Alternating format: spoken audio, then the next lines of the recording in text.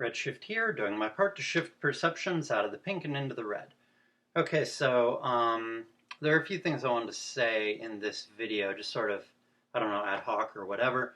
There's actually a bunch of little paper-written notes that I made, and then I made some more notes, and then I also wanted to read some stuff from Economics in One Lesson. I also wanted to read a bunch of stuff from the New Case for Gold, but I read all the pages that I bookmarked in all the sections, and holy shit, it took forever. Over 2 hours. And I was like, fuck that. I can't make an over 2 hour video. So I don't even know how many sections I'll read from that, but I probably won't get to reading that one today, but I will be doing a video on the New Case for Gold by Jim Rickards. And mainly, I will be spending a lot of time reading sections and stuff, even though I'll probably shorten it way the hell up and probably only read like a quarter of the quotes that I have to read from it, because otherwise it'd just be too long. But one of the first quotes in it is where he talks about, Jim Rickards, he talks about the intrinsic price value theory for goods, you know, how prices are arrived at for goods. And he said that was created by Karl Marx, or Karl Marx created like a spin-off. The intrinsic value theory is like a spin-off of the, I can't remember what it's called, labor theory or something like that. And then he said, but that theory is obsolete now, and there's this subjective value theory that has the real, that's the real, you know, theory of labor. I mean, real theory of how prices get their goods or whatever. But I wanted to make a video, probably won't get to it in this video, but I want to make a video discussing how actually both of them are right. Karl Marx and the guy who came up with the subjective theory.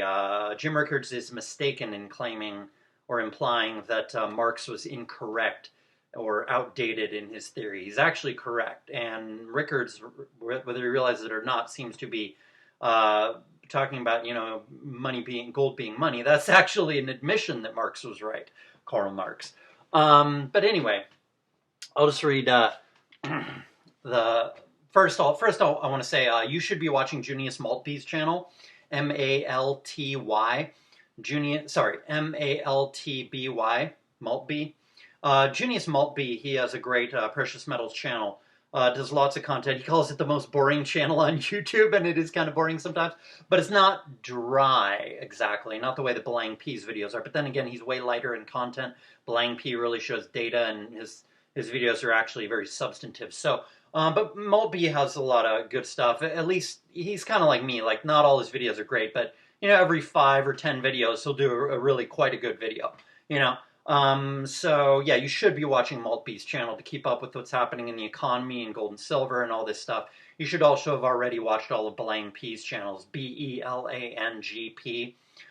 He's great. He's got a PhD in chemical engineering or something. The guy's really fucking smart, but he makes it very easy to understand when he explains gold and silver and all this stuff. Mainly gold. He's a big gold guy because I think he makes a lot of money, so he can afford to buy a lot of gold. So it's the richer people who buy gold and the poorer people who buy silver, but whatever, both are good. But anyway, so yeah, I wanted to say you should be watching Junius Maltby's channel. You should have already watched all of Belang P's channel.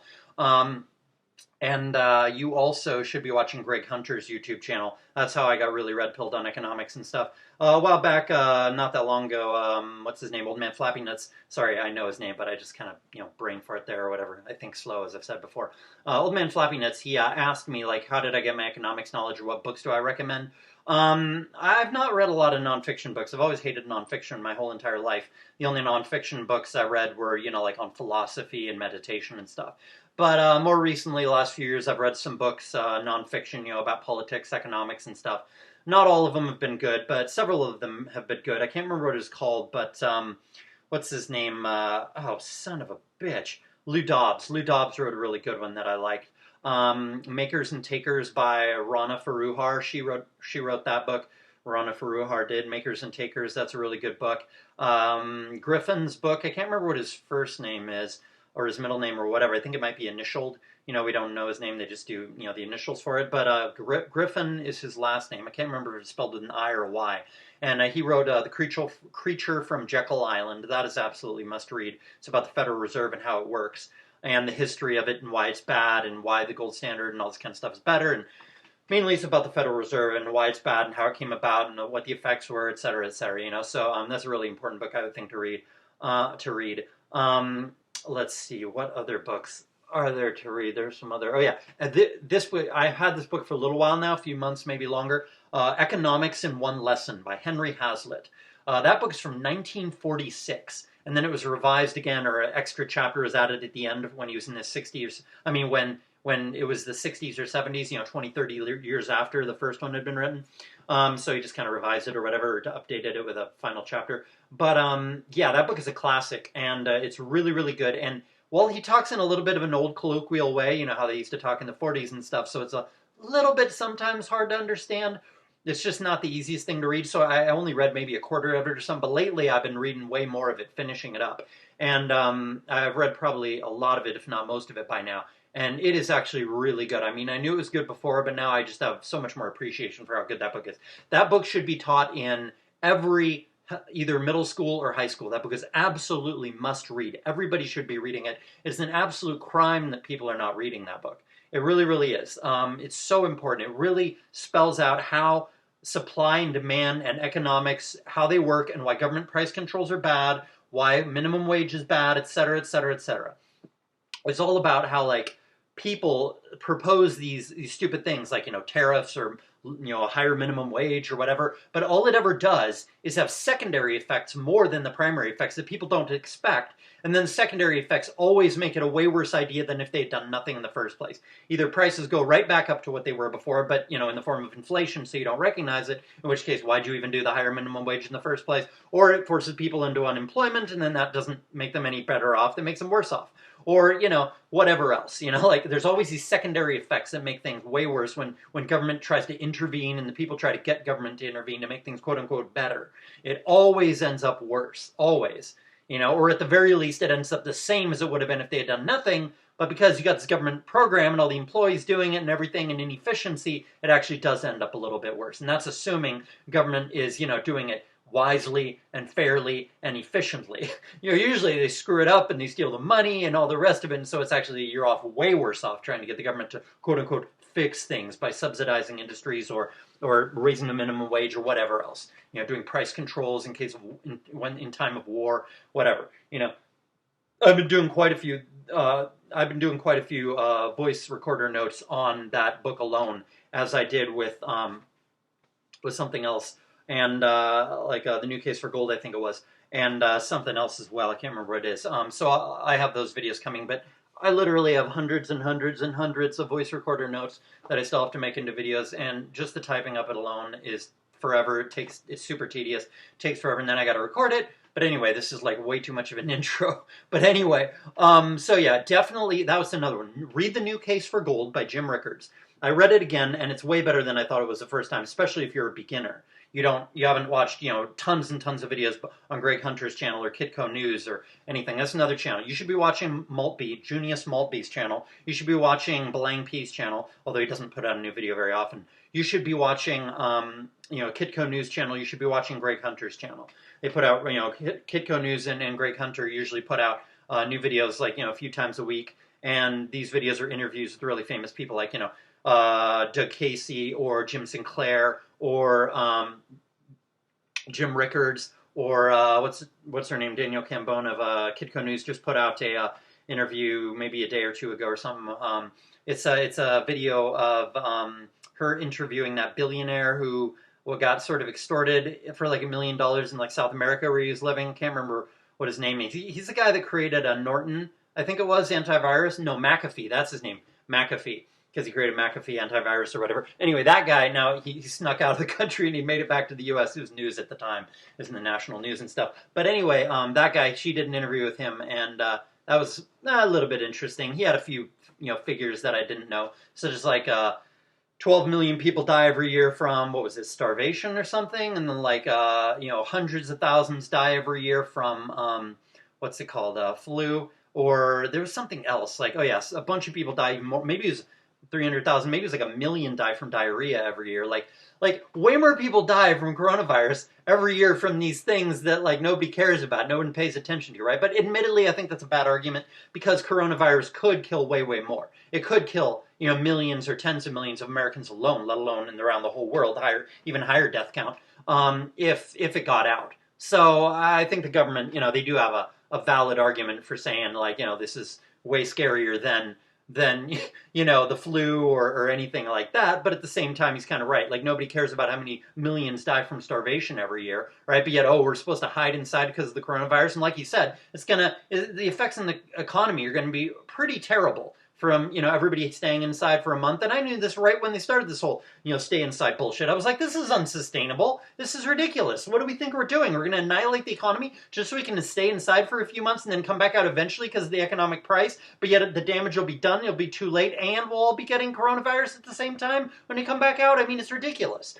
You know, but anyway, yeah, you should be watching the interviews that Daniel Cambone does on the Kitco News channel on YouTube. You should be watching Greg Hunter's YouTube channel with his interviews with people. I can't remember all the names of the people that he interviews, but he'll occasionally interview Jim Sinclair or Jim Rogers. He interviews Gerald Celente fairly often and some other people. I can't remember what her name is, but this chick who used to be like assistant housing secretary under the Bush administration, she's really quite smart. I like her. You'll know that it's her because she's really not very attractive at all. At all. She's not even remotely attractive. Like, and you can tell she never ever was, right? But isn't that the way, right? Like, a lot of times the smartest women are the least attractive. But yeah, she's great. I really like listening to her. I can't remember what her name was. It might be Catherine something, but don't hold me to that. But anyway, I wanted to also tell people, like, you know, you can still get silver at sdbullion.com, jmbullion.com, providentmetals.com, appmex.com, apmex.com. You can get it also at Scottsdale Mint. If you want to buy like 10 or 100 ounce bars or something, you can get that at Scottsdale Mint. But scottsdalemint.com is, you know, you can get the stuff there, but I think it's like a higher price if you want to get it there. And so I would not necessarily buy it there, although I think it's just slightly higher. And maybe like buying a 100 ounce bar, you know, you get a bit of a discount because of the, you know, greater volume that you're buying. So then maybe it makes it worth it. I'm not sure. But anyway, they do have stuff. But, and I think the price is, I mean, not the price, the waiting period has gone down. I went on the websites and it said like 5 business days on one of them. I don't know if they have larger quantity there or if they're all saying 5 days, you know, waiting time, 5 business days. But, you know, when I bought mine, my gold ounce, I mean, a little bit of gold, not that long ago, just a few days ago or whatever, it was like 15 plus business days. So I don't know if things are getting fixed or not, but Junius Malpe, he showed a little chart on like a recent video, and it was, it showed like 31 or over 30% of the U.S., or maybe it was the U.S., no, maybe it was world production of silver is like, not, the mines are not producing silver anymore because the price is too low, right? So, you know, this is going to shorten up supply. Demand is going to go up even more because of the low price, but there won't be much to find. And then, you know, the price is probably going to go significantly up. But, you know, get it while you can. But I bought gold because I usually buy silver, but the premiums are so high on the silver, it's insane. And the premium on the gold was way above normal, but it was still way lower than silver. So that's why I chose to get gold this time. But, yeah, so those are some places you can buy gold and silver.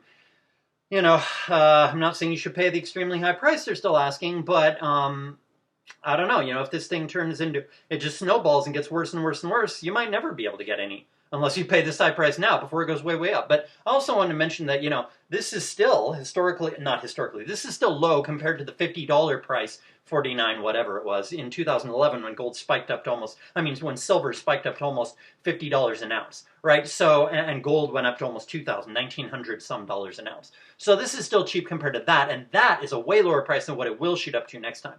And remember, rhodium shot up to 15,000 or so this time compared to about 10,000 when it shot up several years ago, right? So every time it shoots up like this, or there's an economic collapse or whatever, it shoots up higher, right? So, and I also want to point out that I did the math on gold, the amount of gold above ground and the amount of debt in the world. I think that's what I compared it to, the debt. There's a lot of different ways you can compare this stuff, get different, you know, true, quote unquote, true prices of gold. But assuming there's no cryptocurrency, which there is, but even if there weren't, or it weren't popular, if there was no crypto or it never became popular, or not anytime soon, and then gold skyrocketed due to a massive economic collapse, gold could go up to the hundreds of thousands of dollars an ounce, because comparing to the debt, the world debt to the world amount of gold above ground, I got a price of $488,000 an ounce for gold.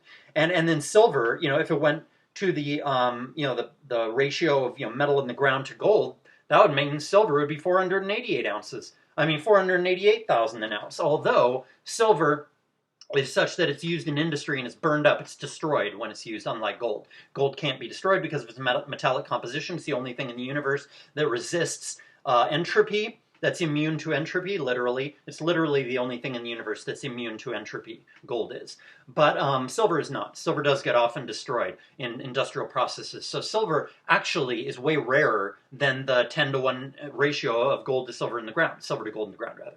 So, silver could actually be worth way more than 1/10 the price of gold in a massive collapse. It could be 1/5, one half, who knows, maybe even the same amount as gold. And so if gold goes up to, even if gold just goes up to 100,000 an ounce, and silver's like, even just 1/20th the price of that, that's so much money. It's 5,000 an ounce for silver. Imagine if you had, like 1,000 or 10,000 ounces of silver at that price, and then you sold it at the top. You would be so fucking rich. You'd be rich for life. You know what I mean? Buy a bunch of houses and rent them out for the rest of your life and live off of the passive income. You know what I mean? So people should really, really think about this. I'm not saying you should spend all your money on gold or silver or whatever. I'm just saying, think about the math of how much it could go up in a massive crash when it returns to the true fundamentals and government totally loses control of the price. Imagine that. Imagine once everybody stops believing the COMEX price whatsoever, and everybody only wants physical, including the hedge funds, including not just the rich who are already buying gold, but the hedge funds and the common man, not just 1 or 2% like today, who are buying gold and silver and always have been for the last few decades. But I'm talking like 99, 100% of people are trying to buy silver in America, or gold. Imagine that. Like, the price would go astronomically high, probably in the hundreds of thousands of dollars an ounce for gold. Silver would be incredibly expensive as well. So, buy it while it's cheap. That's the smart thing to do, imagine putting $24,000 into silver at today's prices and then silver skyrocketing in the next 20 years all the way up to $50,000 an ounce. You'd be worth around $50 million in today's purchasing power, if I remember correctly. I did the math. I can't remember what it was, though, but it was something like that. In short, you'd be super rich, Another thing I want to tell people is that if you're not teaching your sons and daughters to save in gold and silver, then you are screwing up huge as parents. Parents should be teaching their kids the joy and wisdom of saving gold and silver when they're super young, starting when they're like 3 years old. Kids like shiny things with pretty designs on them, including young girls. Start the kids young, make them work chores like weeding and mowing the lawn and pay them dollars, and then encourage them, don't force them, but encourage them to spend at least some of that on silver. They'll develop the habit early, and then it will serve them very well when they get older. As the older they get, the more interested they'll get in it, in the fundamentals. They'll learn why it's good and why I'm saving in this and how much it'll be worth eventually and all that. And then they'll really want to save even more, and then they'll be making good money when they get older, and then they'll presumably, or even just decent money, even if you're making fucking minimum wage, if you're able to save a little bit of gold or silver every month, like a 10th ounce of gold or 10 ounces of silver or something, you are way, way, way ahead of the game, especially in an economic collapse. You'll get so rich, it's ridiculous. So if you're a parent and you're not teaching your kids about gold and silver, you are screwing up huge. Just like if you're a parent and you're not teaching your son martial arts, you are screwing up huge. So if you have kids, you should absolutely be teaching both your sons and your daughters the importance of gold and silver. And they're going to like it. They'll like buying it. It'll be fun for them, especially when they're younger. They'll like buying the different shaped coins, the different designs on them, like, the Predator coins or the Birds of Prey series, or, other beautiful coins, the ones with the sharks on them, or a porpoise. There's like tons and tons of different designs. You can get gold and silver coins now where you never could before, which makes it a lot more fun to buy. Now, obviously, it's a little less economically wise to buy that way because those coins cost a lot more, significantly more. Even if it's just 20 or 30% more, that's a lot more. Even if it's just 10% more, that's a lot more above regular, premium. So, but that can get them into it. And then when they're older, they might get more interested in buying just plain boring rounds, and then maybe buy just one, really pretty coin every once in a while. But like, you want to get them into it, even if that means they're wasting some of their money buying the really pretty coins. Because then when they get older, they'll keep buying, and then they'll end up way richer at the end of their life, hundreds of thousands of dollars richer. And that's if they're middle or lower middle class. If they're like upper middle class due to a high IQ or great memory, then they'll be making even more money. Then they'll really be able to, get really rich because they'll be saving a ton of gold and silver. So yeah, develop the habit in your kids early on. It's going to serve them very well when they're older.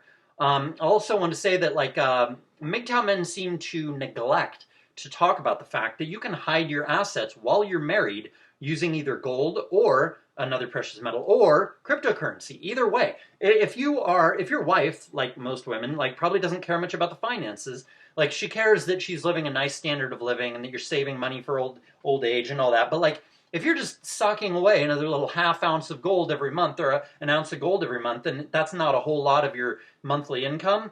and you're still saving for retirement in the form of cash or whatever, she's not going to notice that missing, 900 to 1800 bucks every month.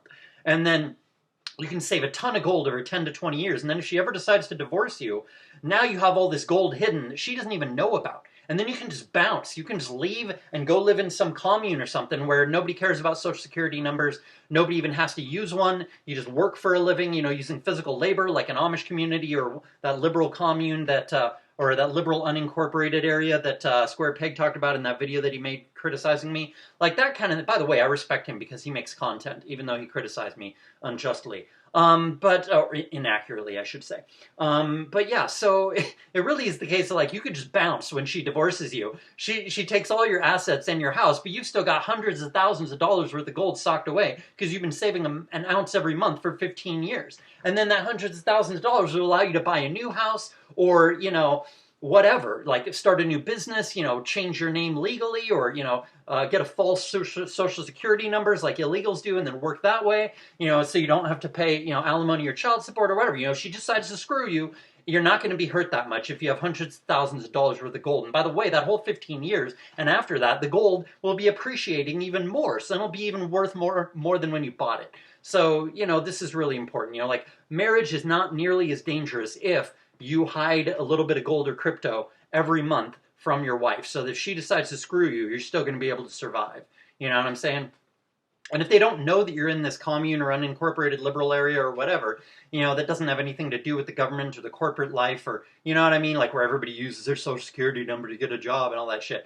Like if you're hiding away from all that shit, like in an Amish community or an unincorporated area, and you're just working with your body or whatever, you know what I mean? Then you don't have to do a W-2 and all that. You don't need a social security number. If you're working under a false social security number, how's the government going to even know you're there? So they can't even put you in jail for not paying child support and alimony and stuff. You're just gone. You're off the grid. So really, marriage is not nearly as dangerous if you were able to hide your assets with crypto and gold, which you can. So there's no reason you shouldn't do that. Not saying you should just live a normal life and get married and trust that to save you. You should absolutely still live in a commune, discipline your wife, don't live in a highly virtuous commune so she's much less likely to divorce you. Be highly virtuous, marry only a virgin. This is all still really important. But, even then you can hide some money away in gold or crypto. And then if it proves to be that 1 or 2% of women who divorce the guy anyway, even though he lives in a really virtuous, tight-knit community like Pastor Dowell's community, well, then you're still saved. You know what I mean? You're still protected because you saved in gold or crypto. Another thing I wanted to say is that men of self-respect and common sense actually don't have anywhere near an 80% chance of breeding because women don't have moral character these days. At least not in America. I'm talking about like American men don't have an 80% chance of breeding because American women don't have moral character anymore. They used to in the past, even 70 years ago, especially 100, 150 years ago. They had pretty good moral character back then, like Nawalts. They were all Nawalts compared to the women of today. Like what we would consider a Nawalt today was like probably average or bad compared to the women of 150 years ago, literally. That's how good all women were, right? And the women of today, not only do they not have moral character, meaning they're bad wives, they're going to make you miserable, but they're also not virgins, so they can't love you, so that's part of why they treat you bad. It's also part of why they're going to divorce you, a high chance of divorce. And, they only settle down when they're losing their looks after riding a carousel for, 10, 15, 20 years. So it's like, what guy with self-respect is going to marry a woman who's like 29, 30, 31, and she only wants to settle for you because she's losing her looks, and she wants you to be her beta bucks guy. Screw that. Screw that. Anybody who does that is totally lacking in self-respect. So if you're a guy with self-respect and common sense, then you really don't have anywhere near an 80% chance of breeding if you're just an average guy. And that's what the 80% number should be for average guys who are 5 or 6 out of 10, And plus, they ride the carousel till they're, even if she wants to settle down at like 26, 27, or even 25, it's already too late because she's already lost, most of her all of her pair bonding ability by riding the carousel. And at the very least, even if she never rode the carousel, even if she's a virgin, she's still already lost most of her looks, or is really close to losing her looks. So, no, guys don't have a 80% chance of breeding, not in America, maybe in other countries in the world still. Today, they have closer to an 80% chance, but today, you don't have anywhere near that chance today. Not if you're a guy with any self-respect and common sense. Another thing I want to say is that age of marriage in the past was 21, 22 years old. I think it was that way in either the early 1900s or the 1800s or the late 1700s. I can't remember. I read it somewhere. It was a long time ago, so I can't remember where I read that. But Yeah, so that was like the average age of marriage, and that means there was less gynocentrism because they were not able to ride the carousel, right? Marrying younger means they had to settle down quicker. Having to settle down quicker means there's way more of a time crunch, because like a guy didn't want guys back then had self-respect. They didn't marry non-virgins and they didn't marry women who were like 28, 29 or older. So like guys, even if a girl was probably 24, 25, he was probably like, no, she's too old. I'm not marrying her. So, most guys that married at, about 21, 22. That was the average. I mean, sorry, most guys married when the woman was 21, 22 years old, right? So this meant there was a way bigger time crunch for her to get married. So this means she had way less SMV, way less leverage, and this meant that more men were able to marry. You had a much better chance of breeding in the past. Plus, like, women are less entitled and all that. There's less feminism and there's less gynocentrism because there's no male promiscuity, but also like it's the situation of like you don't have an 80% chance of being able to marry because if women are able to ride the carousel because like, okay, let me explain from like the past. In the past, 21, 22 years old women married, that means they never got a chance to ride the carousel. Well, that's not the only reason. Mainly it was a morality issue that they didn't have premarital sex with anyone because they wanted to remain marriageable. But and men had their self-respect to not marry virgins back then. You see, but even if that weren't the case, which I know it was for a fact, but even if that weren't the case, it's like she's marrying younger, so she doesn't get to ride the carousel as long. So this means that like, but even today, it's like girls can get away with it because of the gynocentrism, riding the carousel for years and years and years. And then, women get aged out, and then there's a shortage of women because they try to marry at 30, and it's too late, they never get married.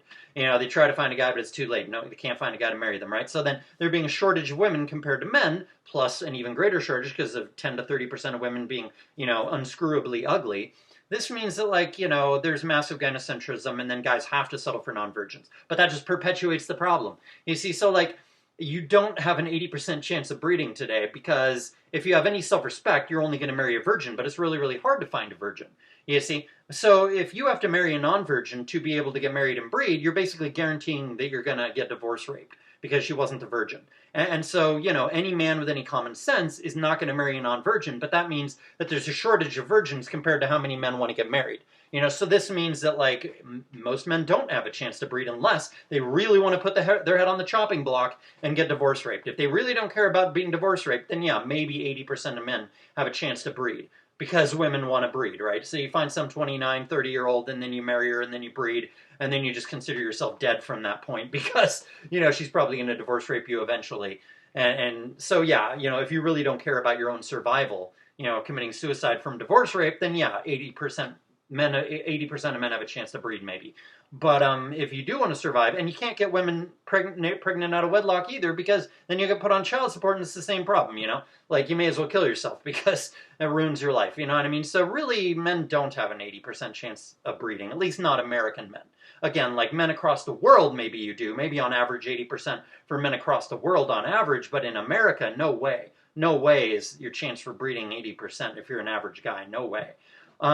So yeah, I think that was about all I had to say about that. And then I have a lot of little paper notes that I wrote down here. The first one says, I could be wrong, but I don't think the government limits the gold accumulating and gold holding of billionaires, not even unofficially, like they did with Warren Buffett. But it does seem to do so when it comes to silver, or else Warren Buffett would not have sold his silver. He had a huge hoard of silver in like the late 90s, early 2000s or something, and then he sold it all. And he said that I bought too early and I sold too early. Meaning, why would he sell if he knew it was too early? Because he was forced to sell. That's why. The government probably said, we'll comb through your finances with a fine-tooth comb and we'll find something and we'll put you in jail. Or you can sell all your silver. It's up to you.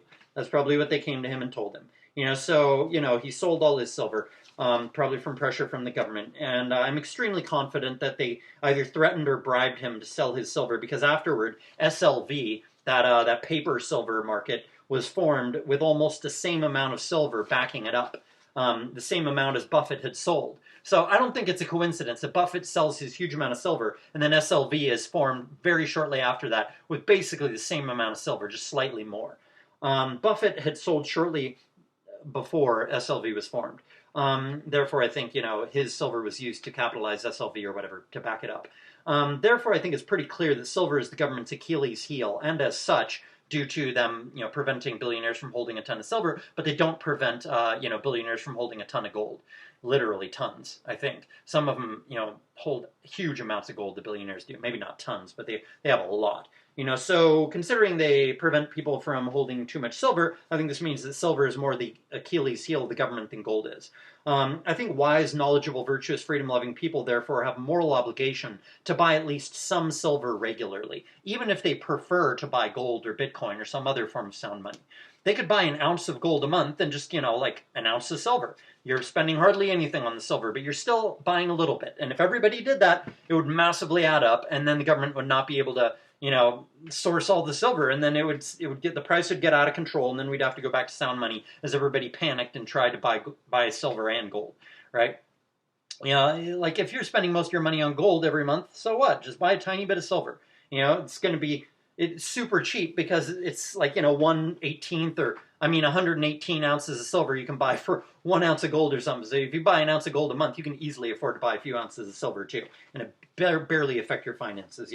Another thing I want to say is that, sort of continuing on with this, is that this would enable us to wage massive economic warfare against the government if lots of people were buying silver. Silver is very useful, having thousands of industrial uses, and so it probably harms the powers that be far more when there's a shortage of silver than when there's a shortage of gold. And perhaps they also keep the price as low as they do because they need that much of it. And if demand, that is silver. And if demand for silver is that strong, then it could be very easy to cause a massive shortage by buying a lot of silver. All people need to do is buy a few ounces each month. If a small percentage of Americans just bought 10 ounces a month, then that would probably utterly wipe out supply of silver. And by making silver utterly unavailable, by buying more of it each month, then as a result, we could actually end war. Because weapons of war require a lot of silver. Just one cruise missile contains hundreds of ounces of silver. I can't remember whether it's 200 ounces or 500 ounces. I definitely know I've heard 500 ounces, but I think I looked it up, and either it was 500 or 200, but whatever it was at least 200 ounces of silver are in every cruise missile. So, they need astronomical amounts of silver to keep this war machine going. So we can massively end war, which would be massively humane to the whole world. And we could do it just by buying silver. By making it so that the government can get far less silver, we can make it so that the government can afford the government can afford to make fewer missiles and also afford fewer computers for the NSA, because there's like a tenth of an ounce of silver or something in every computer. Right? So then there'd be less computers for the NSA, thus making their surveillance of innocent Americans far less effective. So it's not just that silver is far more undervalued than gold, and therefore also potentially a far more profitable investment than gold is. It's also that buying silver is an effective weapon against the government, and buying silver is therefore also a moral issue, not just a preserve my purchasing power and or get rich issue. So it's not just about you getting rich, it's about you fighting the government too. That's another reason to buy silver. Diversify, absolutely. Buy some crypto if you want. Buy gold, platinum, palladium, rhodium, iridium, vanadium, whatever you want to buy, but also buy some silver. At least a little bit every month, even if it's only a single 90% silver dime every month. If you can only buy one little dime, I can't remember how much a dime costs in silver these days. What is it, $1.50? It's probably like $1.35 or something like that.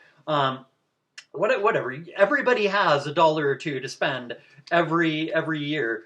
Every month to, buy a little bit of silver, even if it's just one dime like that. You can't tell me you don't have $2 a month to buy a silver dime. You know what I'm saying? So everyone is morally obligated to buy at least one silver dime every month.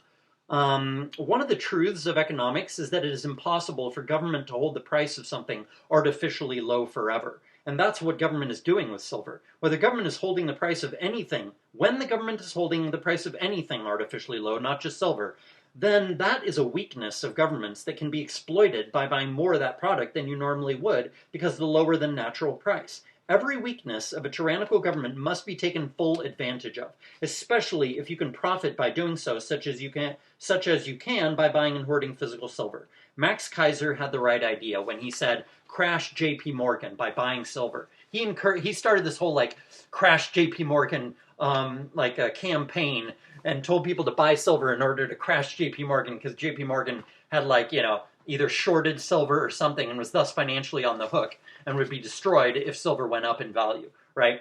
So although they're in league with the government, they are actually one of the owners of the Federal Reserve. As Jim Rickards said, they're one of the owners of one of the 12 branch banks of the Federal Reserve, as Jim Rickards said in his book, The New Case for Gold. Read that book, by the way. But anyway, yeah, he started that campaign, and they drove the price of silver up. But eventually, the manipulators got the better of them, probably because their pockets are endless, because governments in collusion with them can drive the price down endlessly with our tax dollars, by the way, which is why we need forcible revolution, forcible exsanguination to do revolution. But anyway, yeah, that was started a few years before I started buying gold and silver. Maybe, I don't know, 10 years ago they did that campaign, and it failed, but it was the right idea, The government is subsidizing your buying of silver. You need to view that. The suppressed price is actually the government allowing you to get a massively cheap deal on silver. That's what you need to view it as. You need to view it as you being able to pick up this thing that should be hundreds, if not thousands, maybe even tens of thousands of dollars an ounce, silver. It should be super, super expensive, hundreds at the very least. Hundreds of dollars an ounce is how much silver should be at the very, very, very least. And so it really is the case that, the government is allowing you, they're helping you to get this product for super, super cheap, even though it's going to go way up in the future. Who knows, 10 years, 20 years, 50 years, it'll eventually go way, way, way up in price. And not just in dollar price, but I'm talking in purchasing power, it'll go way, way up. And so it'll return to its real value, right? Or something closer to it. So the government is actually helping you by subsidizing your buying of silver. The government is helping you get rich by keeping the price of silver artificially low for a long time, thus allowing you to amass a lot more than you would otherwise be able to. And then the price will go way up eventually, making you rich. Or at least it'll make your descendants rich if you have to pass your silver on to your children in your old age because of the price of silver not having skyrocketed yet to hundreds or thousands of dollars an ounce by the time you're near your death from old age in your 60s or 70s. But even if you have to wait that long for the price of silver to skyrocket, it's still worth it because it will give your kids or grandkids better lives, enabling your sons or grandsons to marry and have children instead of ending up as incels. And if, they would have been still able to marry even without the silver, well then, giving them that silver will enable them to have more kids. Or they can marry a woman who's higher in SMV than them because they're richer, so they can attract a better woman, a woman with better genes, and then their kids will have better genes. So your grandkids will have better genes, or your great-grandkids will have better genes, depending on when the silver skyrockets and they sell it, making him much richer, your son or grandson or whoever. Right? So this means your genetic line will be way better because you married a better woman and bred with her, or your kids did, or whatever. And then this means your genetic line will be more likely to survive instead of all your sons or grandsons becoming incels out of poverty, and then none of them being able to pass on the genes, and then your genetic line goes extinct, and maybe your daughters or granddaughters are not attractive enough to get a husband to give them kids, so then your genetic line dies out for that as well, for that reason as well. So, or better yet, both might happen, right? The price might skyrocket for you or your kids or your grandkids, then they sell, and then they can get better wives, and then their kids are better, and because they got a better woman, and so their kids have better genes, and also they can afford to have more kids. So then you really get your genes passed on a lot more.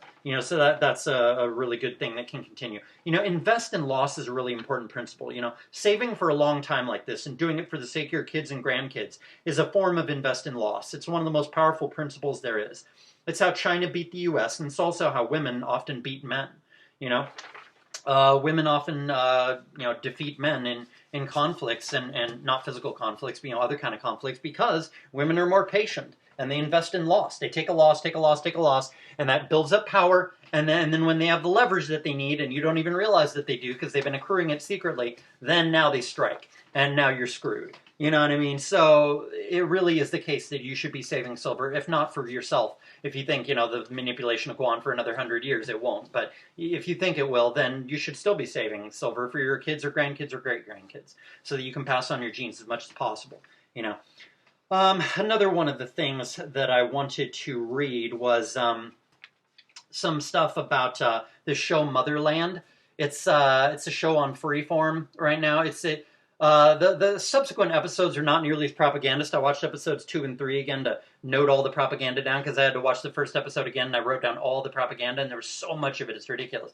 Second and third episodes didn't have as much. No, I've only watched the third episode once. I don't know why I said that, but I did watch the second episode twice. But it didn't seem to have nearly as much propaganda. But the third episode, by the way, little aside here, it totally ripped off the idea of C.S. Friedman. She wrote the Coldfire series, which I recommended before. It's a trilogy, the Coldfire trilogy. It's really good. It's a fantasy sci-fi trilogy. It's sci-fi technically, but it functions as fantasy. Anyway, she also wrote this series called the Magister trilogy, and the Magister trilogy is about this world where you have magic and like sorcerers. They use it, but it uses up the fire inside of them. Like the magic is like this burning fire in their soul, and every time they do magic, it gets a little dimmer, and if they do too much magic, they can actually die young, in their 20s or 30s or 40s or 50s, right? So, but there's this group of people called the Magisters, and they, for some reason, they can actually use unlimited amounts of magic, and nobody understands why, right? But this girl, she's like a former prostitute, so she's really ruthless or whatever. She finds out the secret and does it. And the secret is that you burn out your own soul really quickly. By the way, I think this is sort of like a metaphor or whatever, because it's absolutely how people in the Illuminati are. They lose their soul, right? You burn out your own soul's fire, and then when you're on the verge of death, you look with your spirit or whatever for another person with magic, and then you latch onto them before you die, and then you start grabbing onto their soul force, and then from then on, you cling to their soul force, and then when their soul force is all used up, their magic, you're casting magic, but you're killing somebody else. Then when they're burned out, you move on to the next person with magic, and you burn them out. So this is a very predatory thing, right? And she got part of the idea, or got part of the way she developed that character from talking to real prostitutes doing research. Because prostitutes are quite soulless and ruthless, right? The hooker with a heart of gold is a total myth. But anyway, they totally ripped off that idea from... In that show, Motherland, the third episode, you find that, like, the general, by the way, everyone in the show is female. The general, the female, she has all these old women around her all the time. And I was like, what is with those chicks? Right? But then you find out in the third episode that she's actually siphoning their life force so that she can live forever. And they view it as like an honor to serve her in this way, because she's fighting, America's wars, because she's like this high-level general, and she's fighting this enemy called the Spree, right, who randomly kill people and stuff, and they're all sorcerers, like she is, and all the whole U.S. military, or all the branch of the military under her are sorcerers, and all the enemies are sorcerers and stuff. But anyway, they totally ripped off that idea from the Magister trilogy by C.S. Friedman, which is kind of disgusting, but that's what Hollywood does, it steals. But the first thing I want to mention that was propaganda in the first episode of Motherland was there's this ugly girl, and she's the villain. She's this ugly redhead, and of course she's white. Right, and she's a natural redhead as opposed to, dyeing her hair. So there's no doubt about her being white. This is propaganda promoting the idea that only envious girls, ugly girls oppose feminism, right? Like, it's a very feminist type of show. It's all about feminism, kind of. But it's all very kind of covert, even though it's totally obvious symbolism. But at the same time, they don't outright say it's feminism, But, yeah, So the girl uses a glamour to make herself pretty, the villain does, right? But she's part of the Spree, so she's just a low-level worker in the Spree. So she's not probably the main villain of the series, but she's the main villain for now. She's the only one we've seen for the most part. And so, yeah, she's not only white, but she's ugly, right? As if, only white people are bad people, and only ugly girls would oppose feminism, right? When the truth is actually the opposite. Better-looking women tend to... one of the ladies discussed this in a YouTube video. She talked about how data shows that actually it's conservative women who are more attractive than liberal women. And that's why liberal women are liberal, because they're ugly. So again, this is just more Orwellian propaganda, like promoting the opposite. They promote something that the exact opposite of the truth, saying that, conservative women who oppose feminism are ugly, when really the truth is that it's liberal women who are uglier. Another thing is that another part of propaganda in the first episode of Motherland was the black girl has this white boyfriend, right? And then she breaks up with him in the beginning, saying that, this is the part where you go out and you get married and you have kids and you live a normal life. This is the part where I go out and I grind our nation's enemies into dust. And it's this very, arrogant, feminist empowerment type of moment, It's like, okay, this is really disgusting feminism propaganda, but whatever. So I want to mention that. And then also the white girl, not the evil white girl, but the white girl in the group of three main girls who are all in the army and they're learning to be witches. Her name is Tally, and she wants to join the military. Her mom gets her a dispensation so she doesn't have to join, but then she's like, I want to join anyway. So she joins against her mother's, strong objections and stuff. Encouraging women to, go out there and be a feminist. It doesn't matter if men or other women are telling you not to. Do the right thing. Go out there and be a feminist. That's the covert message of, those lines. I mean, that first episode had so much feminist propaganda, and it was truly astonishing. It was absolutely chock full of feminist propaganda.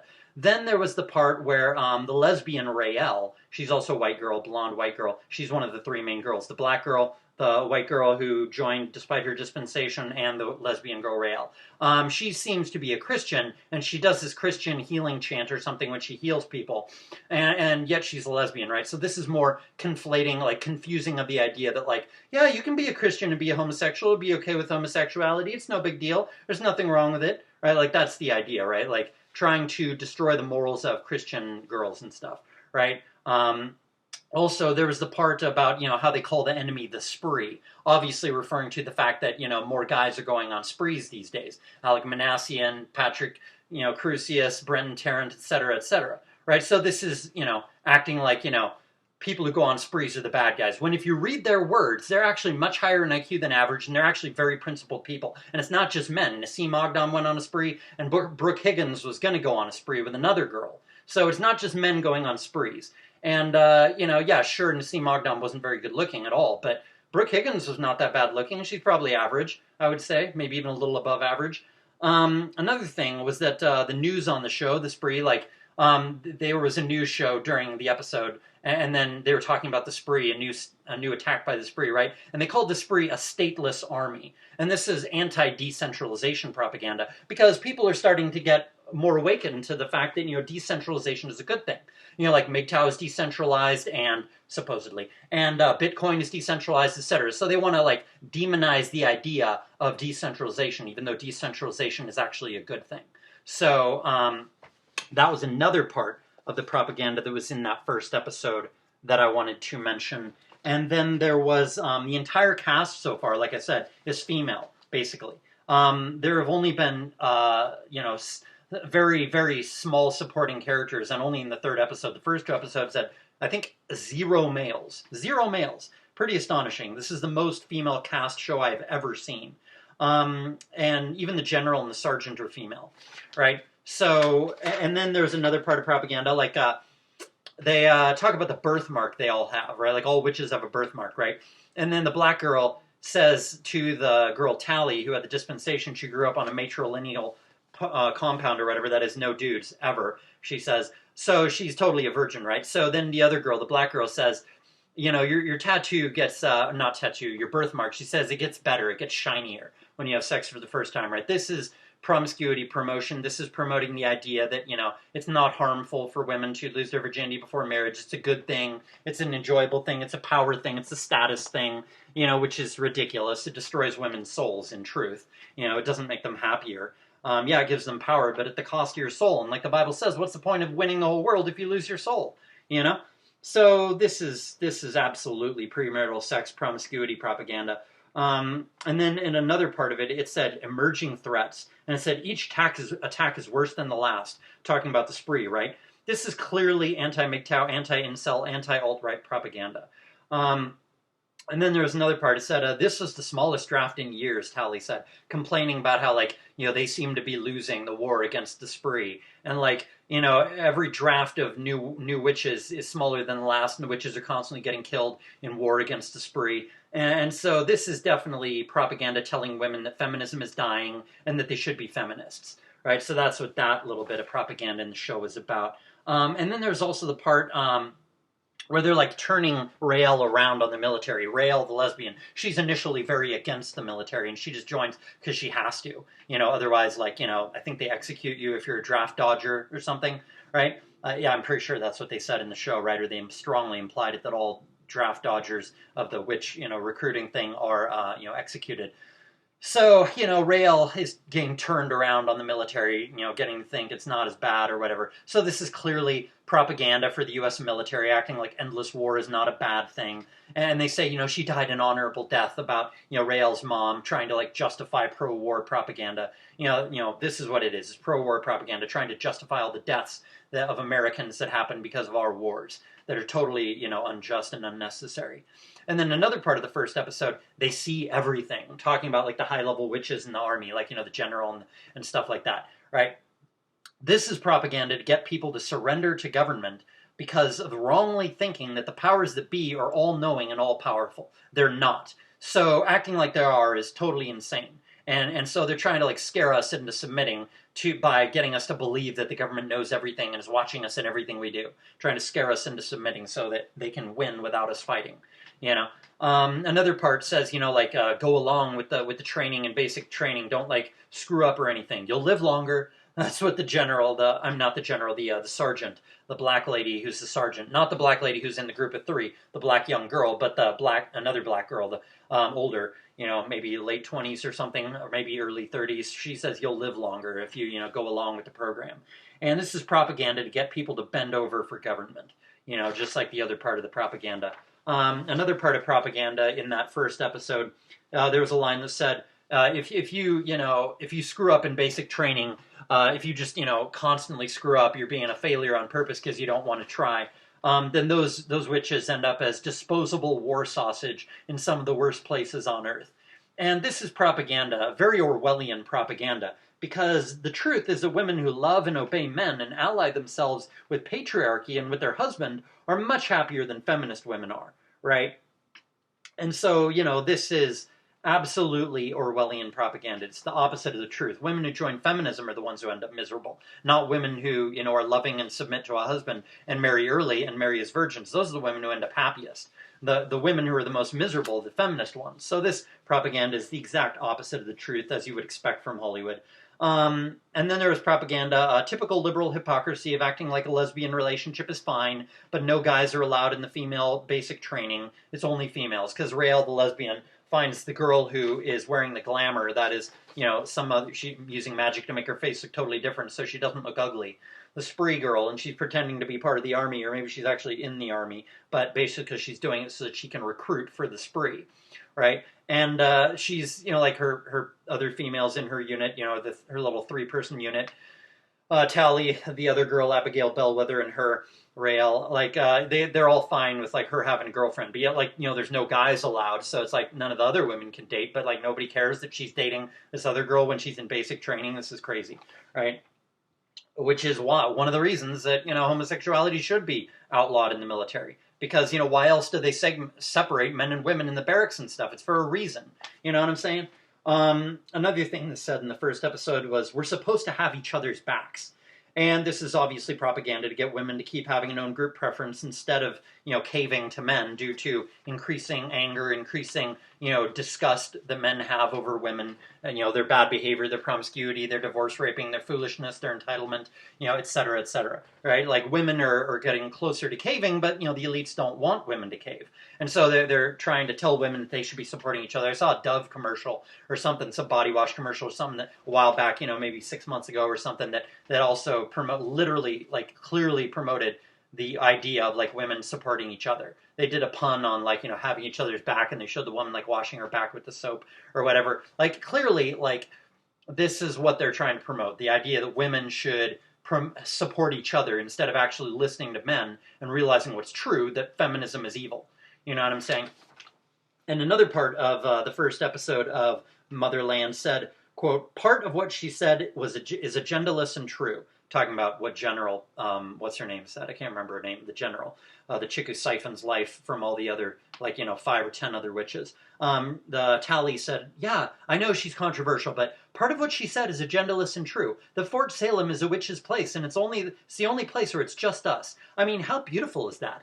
That's what she said. This is absolutely hypocritical propaganda promoting the idea that women deserve a place of their own, even though in reality women have systematically destroyed nearly all the male-only spaces. So, they're promoting this idea that, like, women should have their own spaces, but, like, and that's a beautiful thing. But if men try to have their own spaces, it's viewed as toxic or legally, illegal, like, a violation of Title 1 after 8 and 1 below 10, you know what I'm talking. I'm not going to say it because I don't want to get flagged, but you know what I'm saying? Like, this is how it is. It really is true that they're trying to promote the idea that women having their own all-female groups or communities or whatever is a good thing, but the men having the same thing is a bad thing and totally unjustifiable and sexist and all this, right? Total hypocrisy.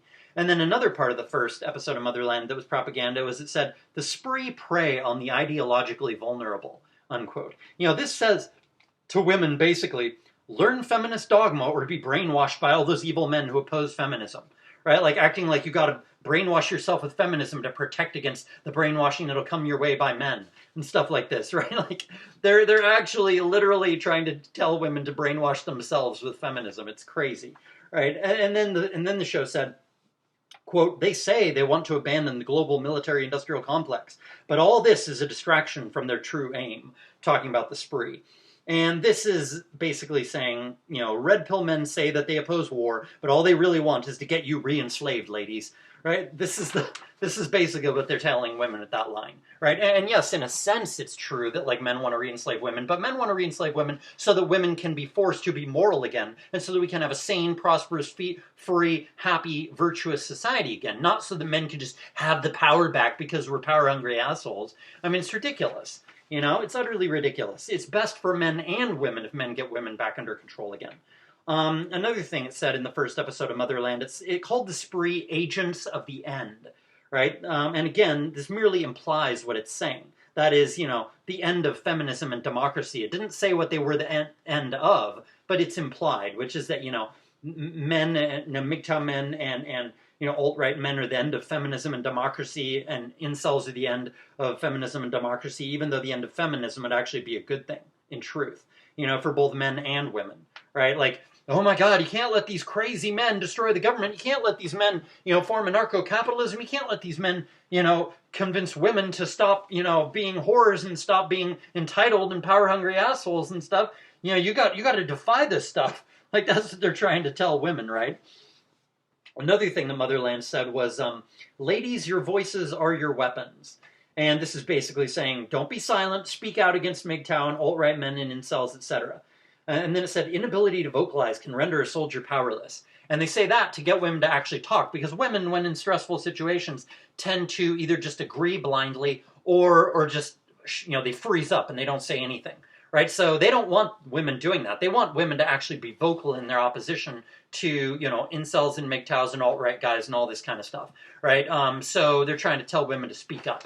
Right? Because if women are silent when men are speaking out loudly, then, more women will take that silence as an admission that maybe these men are right, or that they are right. And then, the alt-right and MGTOW and incels and all this, it'll all, gain steam. And anarcho-capitalists being opposing government, all that'll gain power. It'll gain traction. It'll snowball, and then women will lose in terms of losing feminism. But that'll be good for them. But they don't realize that, right? Another thing the first episode of Motherland said was that, well, it didn't say anything. The president of America was also a woman. The sergeant's a woman, a black woman. The general's a woman, a white woman. She looks like she's, I don't know, maybe 40 or something, maybe late 30s. And then the president is a woman, and I think she's a black woman too, if I remember correctly. And then the creator of the show, they showed him, and they were advertising something online where you can watch an interview with him and the cast members and stuff, right? And the guy's a guy named Elliot Lawrence, and he looks like a liberal pussy, right? He's got a beard and his hair, and he just looks like a beta pussy pander, emotional tampon stuck in the friend zone pussy. Hence his choice to make a feminist show about only women, right? Like, this is probably like his fantasy, you know what I mean? Making this show about, attractive women who are tough and stuff is very much like a Joss Whedon type of like this empowered females, but really, I'm just obsessed with sex type of feminism, all right? Like, that's basically what he is. But Joss Whedon gets laid a lot. This guy probably doesn't. But either way, this is like a male feminist, pathetic, simping kind of move for him to make a show like this, you know what I mean? It was just, that was all the propaganda in the first episode, but it was an astonishing amount of propaganda. Another thing I wanted to say was I saw there were the 4 playing cards, the suit of cards on the side of a cowboy hat in that movie, The Longest Ride.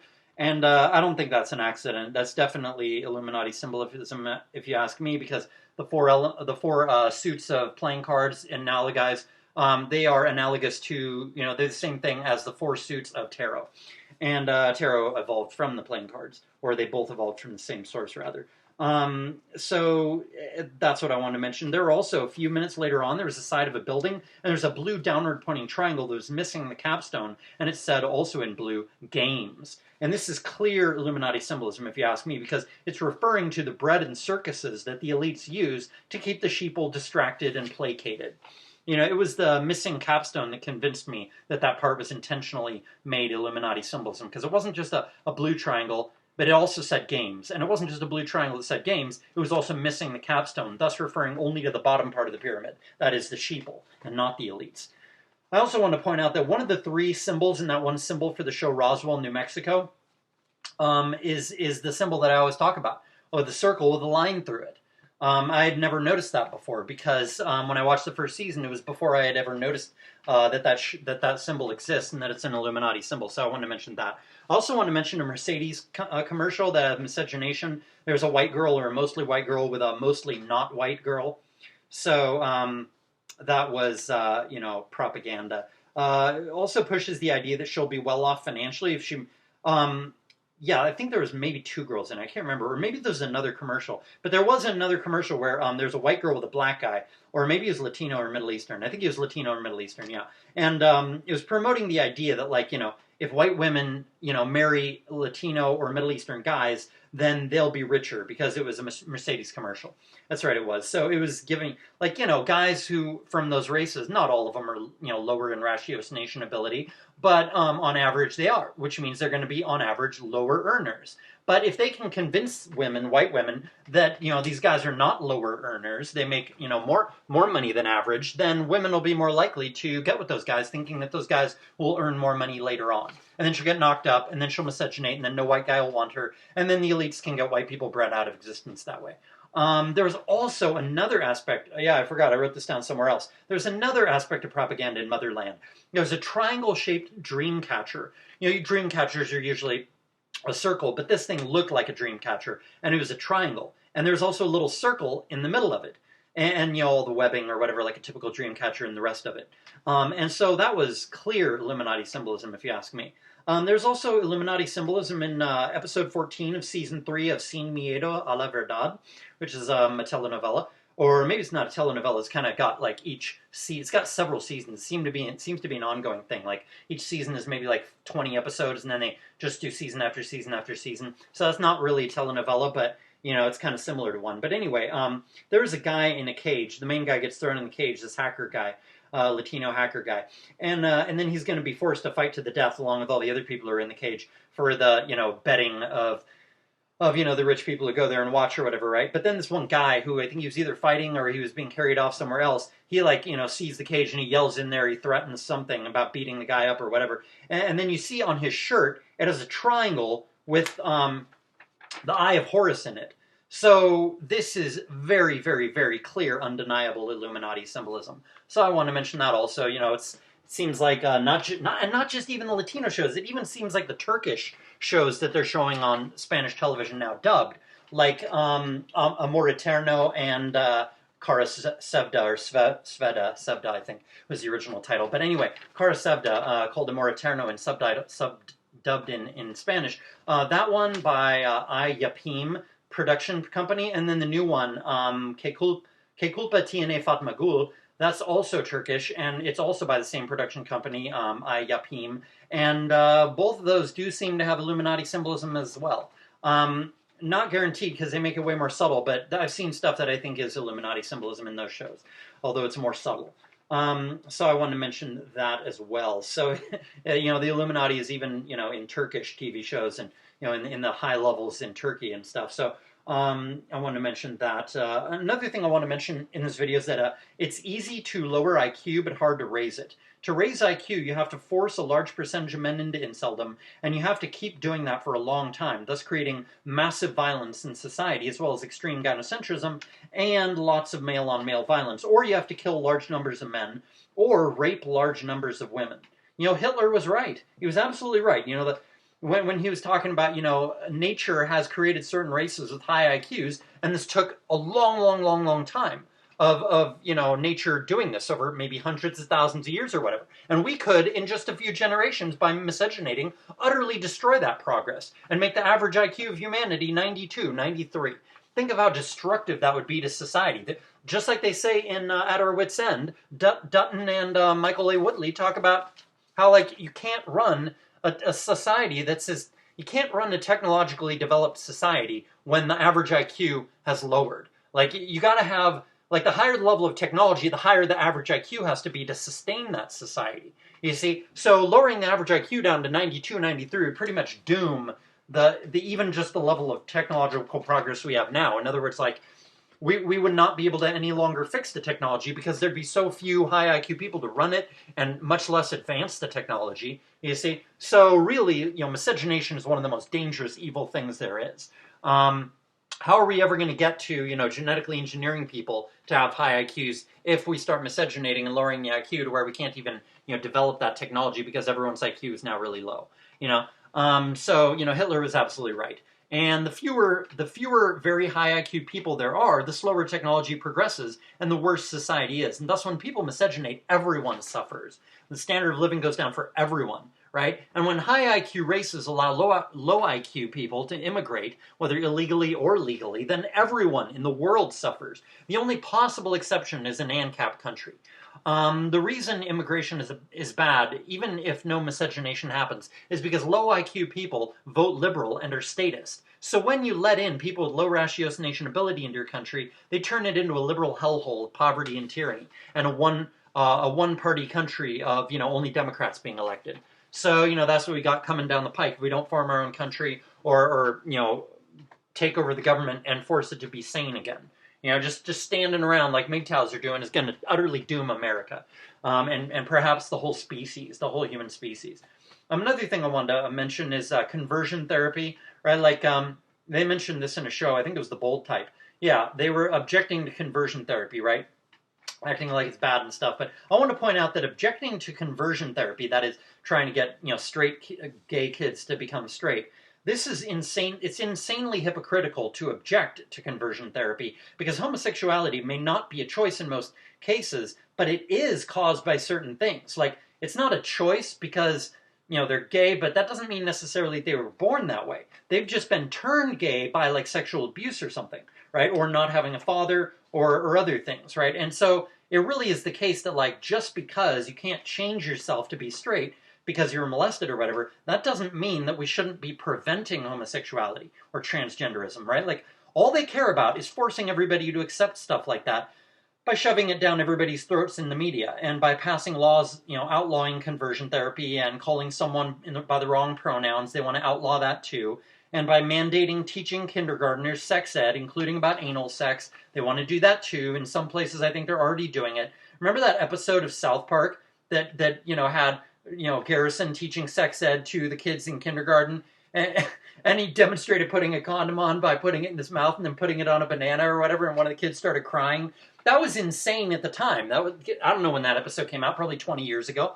It was an early season, and the show's been on for probably, 23, 24 years, so I assume it was, around the year 2000 when it came out, but that was a joke. That was insanity. That was utter insanity, and that's why it was funny, because no one in the world would think that we would ever teach kindergartners sex ed, much less, teaching them about the graphic, more disturbing, controversial aspects of sex, like homosexual sex, and yet now that's what we're doing, and they're pushing to do it everywhere now, right? It really is absolutely insane, It's doubly hypocritical because they decry the horror of conversion therapy and the few deaths that result from it, all while never mentioning the horror of divorce rape, where men not only lose every penny that they have, but also rarely or even never get to see their kids. And the liberals never mention all the men who kill themselves every year because of divorce rape, and the fact that the death toll is way higher than the number of deaths from conversion therapy, at least in amount of people who it happens to. So like, let men commit suicide by the thousands every year because of divorce rape. That's no big deal. We're not even going to talk about that.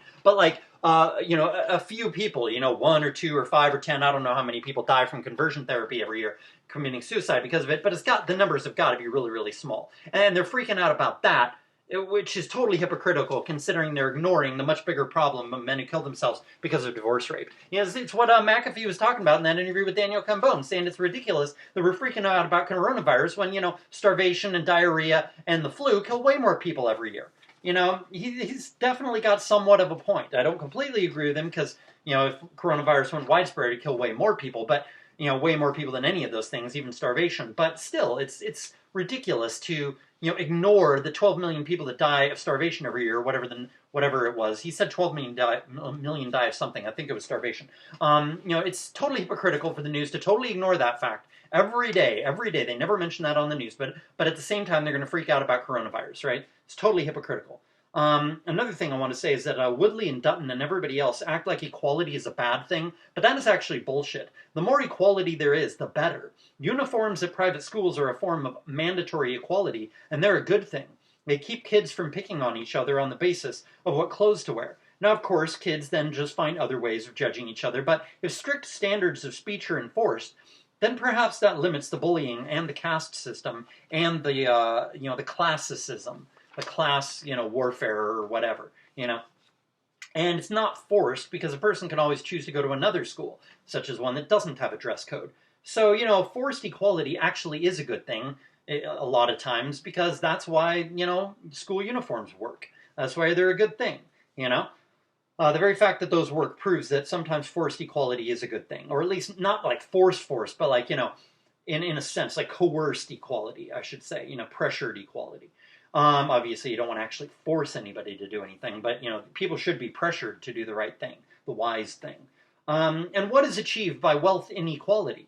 It makes people become spoiled and arrogant and vicious and lazy and other bad qualities if they have tons of money.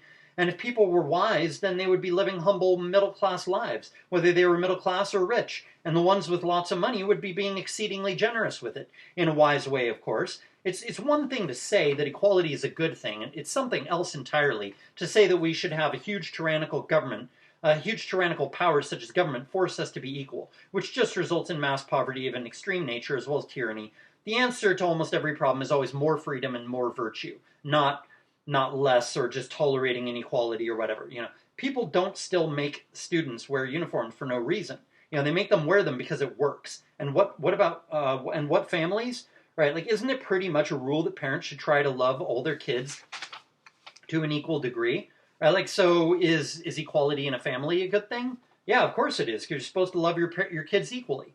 Isn't it destructive to kids and to the whole family if one parent loves one child a lot more than he loves all his other kids? And isn't it the same thing when we allow all the love, money, sex, status, etc. to go to the top men? Doesn't it send the wrong message to good people? Doesn't it make people angry? Doesn't it destroy society by breaking the social contract and making society non-functional for the majority of people? Equality is a good thing, but you cannot force it, such as communism tries to do. And it can't exist voluntarily without virtue.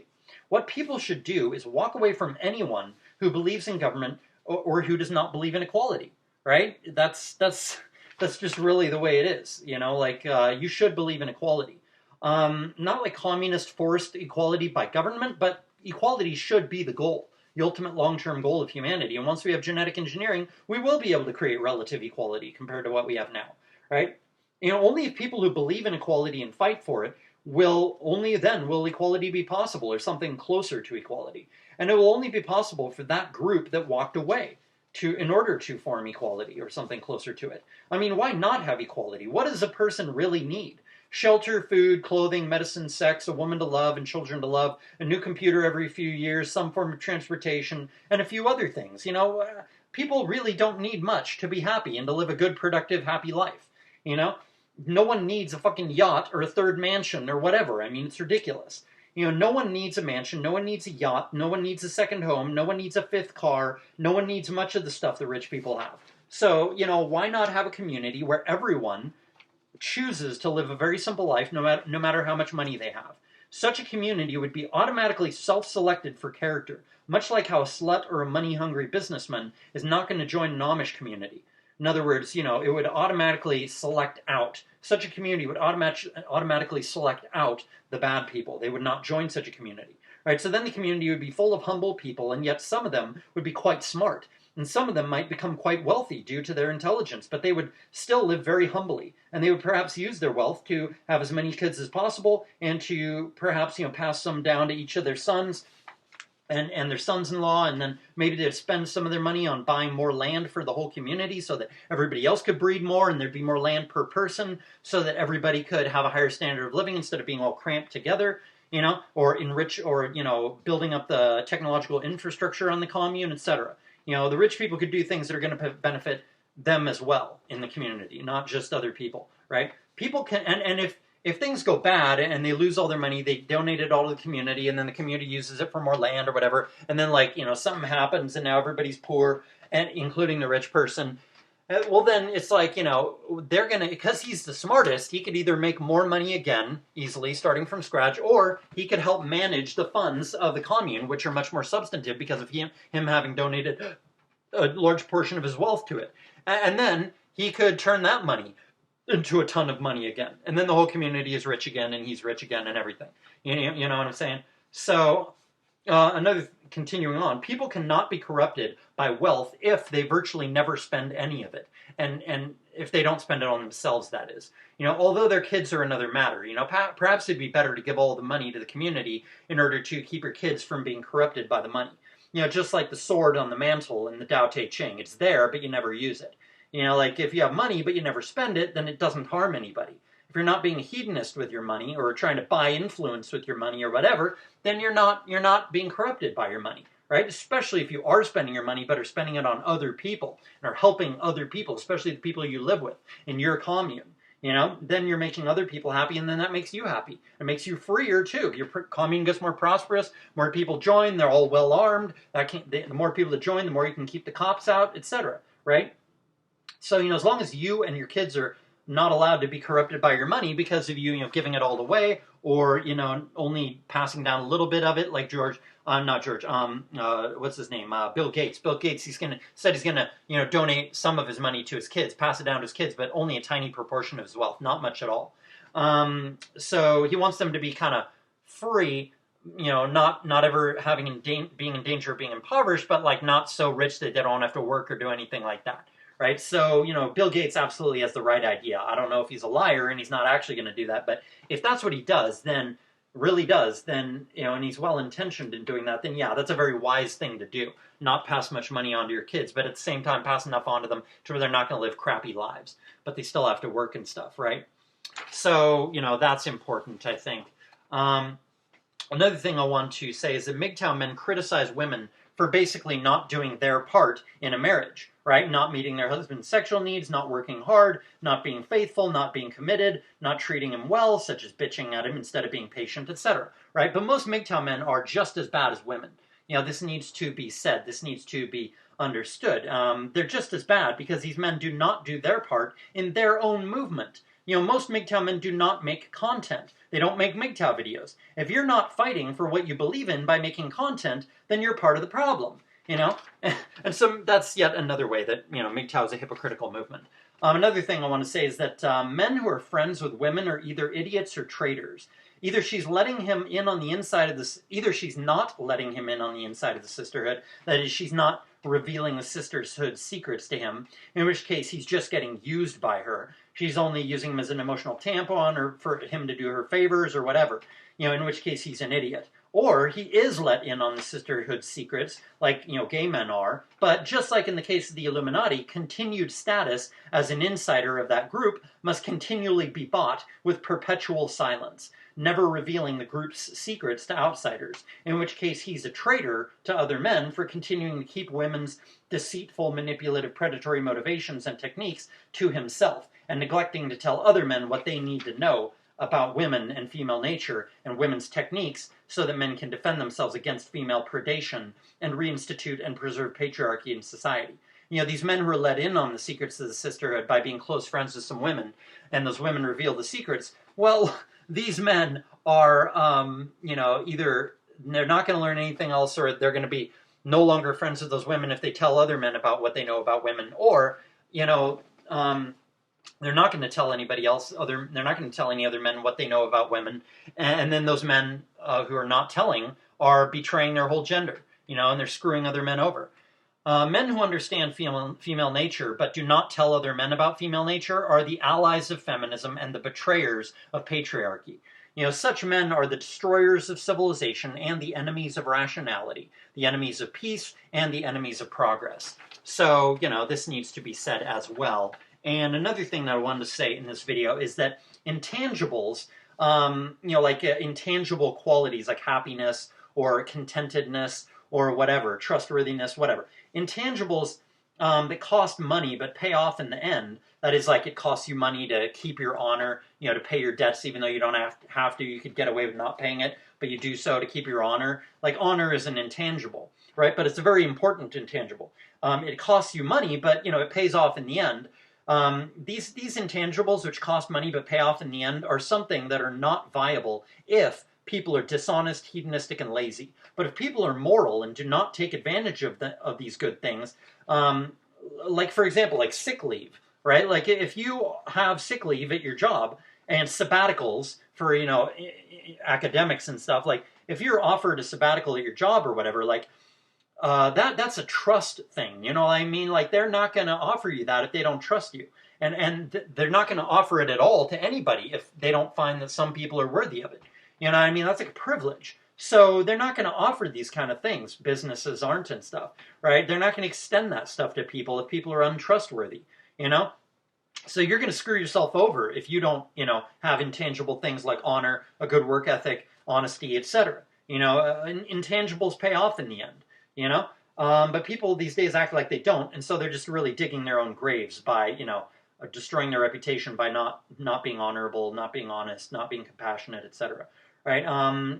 Things which are not like things like sabbaticals and sick leave and stuff are a net gain for the company, I think, or at least they're not a net loss. But they are a net loss for the company if people abuse it, right? But they're a net gain for everyone, the people who receive the sick leave or the sabbatical and the company. Because, if he's on a sabbatical, he's supposed to do research and stuff into what his specialty is in what he teaches or whatever. So if he does do research while he's on a sabbatical, he might come up with some really important insights or evidence or whatever, and then he can, expound on that or do further research on it when he comes back from the sabbatical, and then he can actually push, knowledge forward, and this makes the world a better place. So, and if he does some really revelatory research, then that could give the whole, institution, the whole college, a better reputation, more prestigious reputation, thus making it so that they can recruit more people. More people want to go to their college, and thus they can raise the price, and then they can make more money. So then the sabbatical is paid for because of his doing research on the sabbatical like he was supposed to, right? They didn't force him, they didn't enforce it, they didn't check up on him, but they just trusted him to do the research he's supposed to do on the sabbatical. So if you abuse things like sabbaticals, you're not going to get them anymore. But if you don't abuse them, use them for what they're for, then it actually makes it so that you benefit and the institution that gave you the sabbatical benefits financially and in other ways, right? So this is really important to understand, right? Like it's a net gain for everyone if people don't abuse it. But these things are a loss to the person granting it if the person receiving those things abuses the privilege.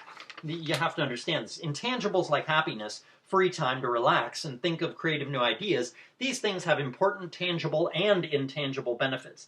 Sorry, they have important intangible and tangible benefits. But if we're immoral, then people will not allow us to have these things because it will be to their disadvantage to do so. They will only be generous to us and allow us to have these things if we do not abuse the privilege and instead only use it for what it's for. But we don't need to merely work hard and be honest and responsible so that employers keep giving employees things like sick leave, paid vacation, and sabbaticals, but we also need to force a return to sound money so that we can have a lot of extra money ourselves, so that we can take more unpaid vacations ourselves and work shorter hours so that we can have more free time to improve our health, come up with creative ideas, have a social life, raise our kids better, have hobbies, study and do research on what we want to, and therefore push forward knowledge, etc.